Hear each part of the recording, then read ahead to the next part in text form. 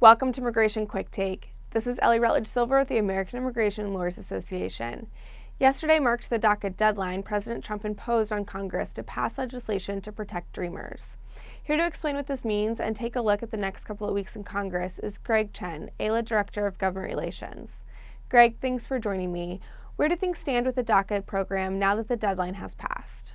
Ellie, I am angry and frustrated that Congress and the President were not able to get a deal passed for dreamers. And the American public should be angry at this point, because this is an easy issue, and well over 80% of Americans support providing permanent protection to dreamers. But the President and Congress couldn't get the job done. And who's to blame for this? I really put the blame at the feet of the President, because he is the one that terminated DACA in September, and he's had several bipartisan deals for dreamers presented to him, each of which met his criteria for legislation, but he rejected them all. And by doing so, he really brought the negotiations for reform to a standstill. And now that the March 5th deadline has passed, the fact is that dreamers are at risk. They are at risk of being apprehended and deported, and their families are too. And you can't expect them to feel any sense of security moving forward. Now, even with the two court injunctions preventing the Trump administration from terminating DACA right now, the fact is that people cannot plan their lives around litigation that can turn on a dime at any moment. So the urgency is real. We are at a crisis point, and Congress has to act, and the President has to act to protect dreamers now. Congress must pass a spending bill to fund the government by March 23rd. What do we expect to happen? So Congress is facing another deadline on March 23rd when the federal government will no longer be funded unless Congress passes another spending bill. At this point, we are looking at an omnibus spending bill that will be passed, which should fund the government through the end of this fiscal year on September 30th. And there are two things we are looking at. First, we're tracking whether or not there's any opportunity to get the DREAM Act included onto this omnibus spending bill.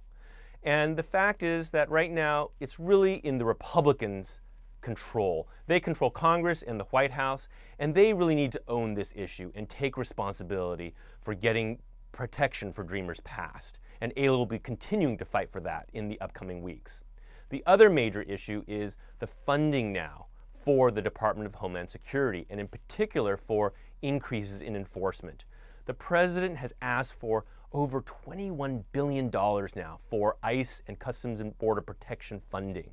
That will include $3 billion more for enforcement that hasn't been there before. It'll include funding for over 50,000 detention beds. That is an all-time high and far exceeds past years. Also, requests for more than 1,000 more ICE and Border Patrol agents, and $1.6 billion for the border wall. These are all unnecessary and excessive requests for funding that will all just go toward massive deportations, not just on the border regions, but we are talking about enforcement on the interior. And AILA has just been surveying this issue of interior enforcement, and what we have found is that the Trump administration is targeting so many more people than before, many of whom present no threat to the public, have lived here for a long time, are dreamers or their families, and that's where this funding would be targeted at. Massive deportations of people who are contributing to our countries, and AILA is asking for the funding actually be cut in those areas to DHS in this upcoming appropriations debate. What can members do? We need AILA members and the public now to go to our website and click on the various action alerts and campaigns we have, both to protect dreamers and to cut back the DHS funding requests on enforcement for agents, for Border Patrol, for the wall, and for detention beds. We have several of those action alerts now. That is the way that you can tell Congress and the President that we need to see real action to protect dreamers and no more funding for the excessive enforcement that this administration has been pushing for more than a year now. Thanks, Greg, for joining me. For the rest of you, please stay tuned for more updates from the American Immigration Lawyers Association.